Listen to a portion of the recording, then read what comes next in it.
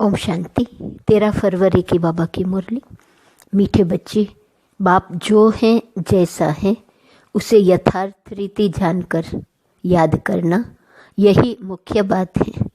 मनुष्यों को यह बात बहुत युक्ति से समझानी है। प्रश्न, सारे यूनिवर्स के लिए कौन सी पढ़ाई है जो यहाँ ही तुम पढ़ते हो? उत्तर, सारे यूनिवर्स के लिए यही पढ़ाई है कि तुम सब आत्मा हो। आत्मा समझकर बाप को याद करो तो पावन बन जाएंगे। सारे यूनिवर्स का जो बाप है वह एक ही बार आते हैं सबको पावन बनाने। वही रचयिता और रचना की नॉलेज देते हैं। इसलिए वास्तव में यह एक ही यूनिवर्सिटी है। यह बात बच्चों को स्पष्ट कर समझानी है। ओम शांति। भगवान उवाच, अब यह तो रूहानी बच्चे समझते हैं कि भगवान कौन है। भारत में कोई भी यथार्थ रीति जानते नहीं। कहते भी हैं मैं जो हूँ जैसा हूँ। मुझे यथार्थ रीति कोई नहीं जानते। तुम्हारे में भी नंबरवार है। नंबरवार पुरुषार्थ अनुसार जानते हैं। भल यहाँ रहते हैं परंतु यथार्थ रीति से नहीं जानते। यथार्थ रीति जानकर और बाप को याद करना यह बड़ी मुश्किलात है। भल बच्चे कहते हैं कि बहुत सहज है, परंतु मैं जो हूँ मुझे निरंतर बाप को याद करना है। बुद्धि में यह युक्ति रहती है, मैं आत्मा बहुत छोटा हूँ। हमारा बाबा भी बिंदी छोटा है। आधा कल्प तो भगवान का कोई नाम भी नहीं लेते हैं। दुख में ही याद करते हैं, हे भगवान। अब भगवान कौन है यह तो कोई मनुष्य समझते नहीं।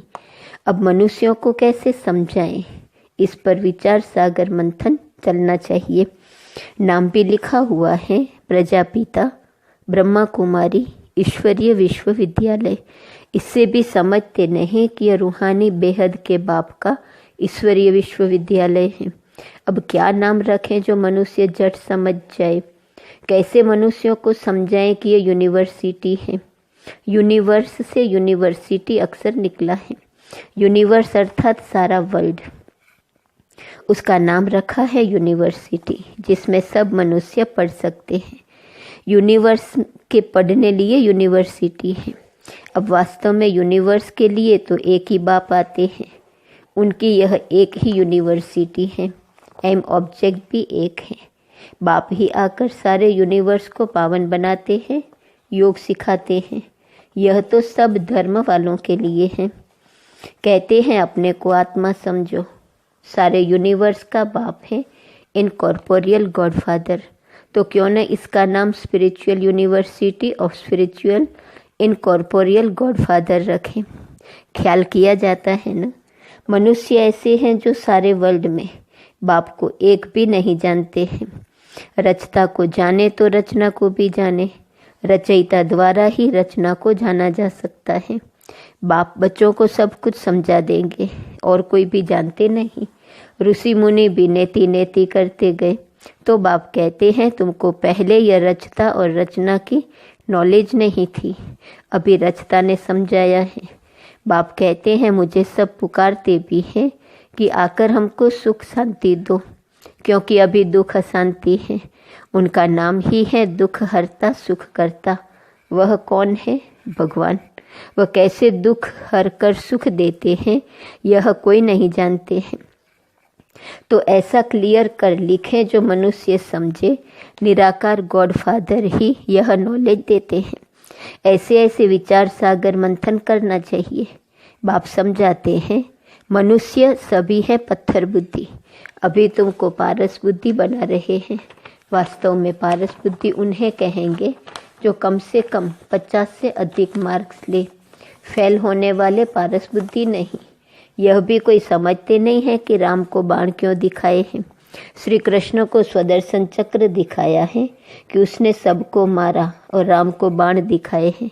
एक खास मैगजीन निकलती है जिसमें दिखाया है श्री कृष्ण कैसे स्वदर्शन चक्र से अकासुर बकासुर आदि को मारते हैं। दोनों को हिंसक बना दिया है और फिर डबल हिंसक बना दिया है। कहते हैं उन्हों को भी बच्चे पैदा हुए ना। अरे वह है ही निर्विकारी देवी देवता। वहाँ रावण राज्य है ही नहीं। इस समय रावण संप्रदाय कहा जाता है। अभी तुम समझाते हो हम योग बल से विश्व की बादशाही लेते हैं, तो क्या योग बल से बच्चे नहीं हो सकते? वह है ही निर्विकारी दुनिया।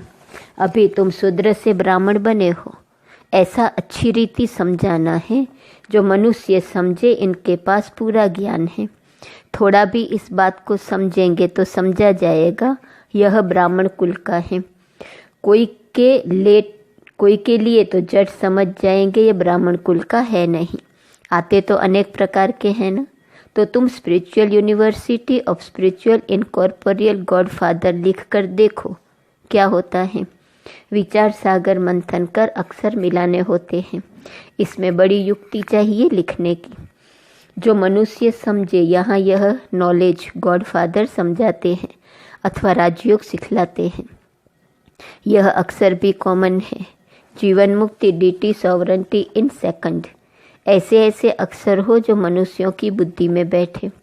ब्रह्मा द्वारा विष्णुपुरी की स्थापना होती है। मन मना भव का अर्थ है बाप और वर्षे को याद करो। तुम हो ब्रह्मा मुख वंशावली, ब्राह्मण कुलभूषण, स्वदर्शन चक्रधारी। अब वह तो स्वदर्शन चक्र विष्णु को दिखाते हैं, श्री कृष्ण को भी 4 भुजाएं दिखाते हैं। अब उनको 4 भुजाएं कैसे हो सकती? बाप कितना अच्छी रीति समझाते हैं। बच्चों को बड़ा विशाल बुद्धि, पारस बुद्धि बनना है। सतयुग में यथा राजा रानी तथा प्रजा, पारस बुद्धि कहेंगे ना, वह है पारस दुनिया, यह है पत्थरों की दुनिया। तुमको यह नॉलेज मिलती है मनुष्य से देवता बनने की। तुम अपना राज्य श्रीमत पर फिर से स्थापन कर रहे हो। बाबा हमको युक्ति बताते हैं कि राजा महाराजा कैसे बन सकते हो। तुम्हारी बुद्धि में यह ज्ञान भर जाता है औरों को समझाने के लिए। गोले पर भी समझाना बड़ा सहज है। इस समय जनसंख्या देखो कितनी है। सतयुग में कितने थोड़े होते हैं। संगम तो है ना, ब्राह्मण तो थोड़े होंगे ना। ब्राह्मणों का युग ही छोटा है। ब्राह्मणों के बाद हैं देवताएं, फिर वृद्धि को पाते हैं। बाजोली होती है ना, तो सीढ़ी के चित्र के साथ विराट रूप भी होगा तो समझाने में क्लियर होगा।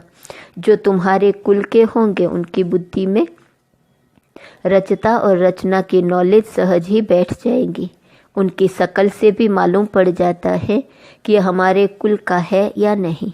अगर नहीं होता तो तवाई की तरह सुनेगा। जो समझू होगा वह ध्यान से सुनेगा। एक बार किसको पूरा तीर लगा तो फिर आते रहेंगे। कोई प्रश्न पूछेंगे और कोई अच्छा फूल होगा तो रोज आपे ही आकर पूरा समझकर चला जाएगा। चित्रों से तो कोई भी समझ सकते हैं। यह तो बरोबर देवी देवता धर्म की स्थापना बाप कर रहे हैं। कोई न पूछते भी आपे ही समझते रहेंगे। कोई तो बहुत पूछते रहेंगे, समझेंगे कुछ भी नहीं। फिर समझाना होता है, हंगामा तो करना नहीं है। फिर कहेंगे ईश्वर तुम्हारी रक्षा भी नहीं करते हैं। अब वह रक्षा क्या करते हैं सो तो तुम जानते हो। कर्मों का हिसाब किताब तो हर एक को अपना चुकतू करना है। ऐसे बहुत हैं, तबीयत खराब होती है तो कहते हैं रक्षा करो। बाप कहते हैं हम तो आते हैं पतितों को पावन बनाने, वह धंधा तुम भी सीखो। बाप 5 विकारों पर जीत पहनाते हैं तो और ही जोर से वह सामना करेंगे। विकार का तूफान बहुत जोर से आता है। बाप तो कहते हैं बाप का बनने से यह सब बीमारियां उथल खाएंगी। तूफान जोर से आएंगे। पूरी बॉक्सिंग है, अच्छे अच्छे पहलवानों को भी हरा लेते हैं। कहते हैं न चाहते भी कुदृष्टि हो जाती है, रजिस्टर खराब हो जाएगा। कुदृष्टि वाले से बात नहीं करनी चाहिए। बाबा सभी सेंटर्स के बच्चों को समझा रहे हैं कि कुदृष्टि वाले बहुत ढेर हैं। नाम लेने से और ही ट्रेटर बन जाएंगे। अपनी सत्यानाश करने वाले उल्टे काम करने लग पड़ते हैं। काम विकार नाक से पकड़ लेता है, माया छोड़ती नहीं है। कुकर्म, कुदृष्टि, कुवचन निकल पड़ते हैं, कुचलन हो पड़ती है। कुकर्म, कुदृष्टि, कुवचन, कुचलन। इसलिए बहुत बहुत सावधान रहना है। तुम बच्चे जब प्रदर्शनी आदि करते हो तो ऐसी युक्ति रचो जो कोई भी सहज समझ सके। यह गीता ज्ञान स्वयं बाप पढ़ा रहे हैं। इसमें कोई शास्त्र आदि की बात नहीं है, यह तो पढ़ाई है। किताब गीता तो यहाँ है नहीं, बाप पढ़ाते हैं। किताब थोड़े हाथ में उठाते हैं। फिर ये गीता नाम कहाँ से आया? यह सब धर्मशास्त्र बनते ही बाद में है। कितने अनेक मठ पंथ हैं, सबके अपने अपने शास्त्र हैं। टाल डाल जो भी हैं, छोटे छोटे मठ पंथ, उनके भी शास्त्र आदि अपने अपने हैं। तो वह हो गए सब बाल बच्चे, उनसे तो मुक्ति मिल न सके।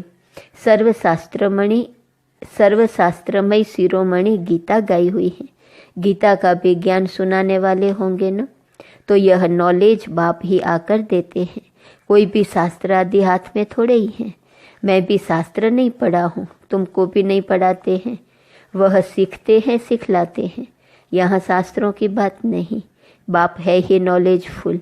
हम तुमको सभी वेदों शास्त्रों का सार बताते हैं। मुख्य है ही 4 धर्मों के धर्मशास्त्र। ब्राह्मण धर्म का कोई किताब है क्या? कितनी समझने की बातें हैं। यह सब बाप बैठ डिटेल से समझाते हैं। मनुष्य सब पत्थर बुद्धि हैं, तब तो इतने कंगाल बने हैं। देवताएं थे गोल्डन एज में, वहाँ सोने के महल बनते थे, सोने की खानियाँ थी। अभी तो सच्चा सोना है नहीं, सारी कहानी भारत पर ही है। तुम देवी देवता पत्थर बुद्धि थे, विश्व पर राज्य करते थे। अभी स्मृति आई है, हम स्वर्ग के मालिक थे, फिर नर्क के मालिक बने हैं। अब फिर पारस बुद्धि बनते हैं। यह ज्ञान तुम बच्चों की बुद्धि में है, जो फिर औरों को समझाना है। ड्रामा अनुसार पाठ चलता रहता है, जो टाइम पास होता है सो एक्यूरेट, फिर भी पुरुषार्थ तो कराएंगे न। जिन बच्चों को नशा है कि स्वयं भगवान हमको हेवन का मालिक बनाने के लिए पुरुषार्थ कराते हैं, उनकी शकल बड़ी फर्स्ट क्लास खुशनुमा रहती है। बाप आते भी हैं बच्चों को पुरुषार्थ कराने प्रारब्ध के लिए। यह भी तुम जानते हो, दुनिया में थोड़े कोई जानते हैं। हेवन का मालिक बनाने भगवान पुरुषार्थ कराते हैं, तो खुशी होनी चाहिए। शकल बड़ी फर्स्ट क्लास खुशनुमा होनी चाहिए। बाप की याद से तुम सदैव हर्षित रहेंगे। बाप को भूलने से ही मुरझाई आती है। बाप और वर्षे को याद करने से खुशनुमा हो जाते हैं। हर एक की सर्विस से समझा जाता है। बाप को बच्चों की खुशबू तो आती है ना। सपूत बच्चों से खुशबू आती है, कपूत से बदबू आती है। बगीचे में खुशबूदार फूल को ही उठाने के लिए दिल होंगी, अक को कौन उठाएंगे। बाप को यथार्थ रीति याद करने से ही विकर्म विनाश होंगे। अच्छा, मीठे मीठे सिकिलते बच्चों प्रति माता पिता बाप दादा का याद, प्यार और गुड मॉर्निंग। रूहानी बाप की रूहानी बच्चों को नमस्ते। रूहानी बच्चों की रूहानी बाप को नमस्ते नमस्ते नमस्ते। धारणा के लिए मुख्य सार। पहली पॉइंट, माया की बॉक्सिंग में हारना नहीं है। ध्यान रहे कभी मुख से कुवचन न निकले, कुदृष्टि, कुचलन, कुकर्म न हो जाए। दूसरी पॉइंट, फर्स्ट क्लास खुशबूदार फूल बनना है। नशा रहे कि स्वयं भगवान हमको पढ़ाते हैं। बाप की याद में रह सदैव हर्षित रहना है, कभी मुरझाना नहीं है। वरदान, चैलेंज और प्रैक्टिकल की समानता द्वारा स्वयं को पापों से सेफ रखने वाले विश्व सेवाधारी भव। आप बच्चे जो चैलेंज करते हो, उस चैलेंज और प्रैक्टिकल जीवन में समानता हो, नहीं तो पुण्य आत्मा के बजाय बोझ वाली आत्मा बन जाएंगे। इस पाप और पुण्य की गति को जानकर स्वयं को सेफ रखो, क्योंकि संकल्प में भी किसी भी विकार की कमजोरी, व्यर्थ बोल, व्यर्थ भावना, घृणा व ईर्ष्या की भावना पाप के खाते को बढ़ाती है। इसलिए पुण्य आत्मा भव के वरदान द्वारा स्वयं को सेफ रख विश्व सेवाधारी बनो। संगठित रूप में एक मत, एक रस स्थिति का अनुभव कराओ। स्लोगन, पवित्रता की समाचारों और जलाओ तो बाप को सहज देख सकेंगे। आज का स्वमान, मैं स्व परिवर्तन करने वाली आत्मा हूँ। अव्यक्त इशारे की पॉइंट, प्रत्यक्षता का झंडा लहराने के पहले सिर्फ 2 शब्द कर्म में लाना है। एक, सर्व संबंध संपर्क में आपस में एकता। अनेक संस्कार होते, अनेकता में एकता और दृढ़ता, यही सफलता का साधन है। कभी कभी एकता हिल जाती है, यह करे तो मैं करूं, नहीं। आपका स्लोगन है स्व परिवर्तन से विश्व परिवर्तन, विश्व परिवर्तन से स्व परिवर्तन नहीं। ओम।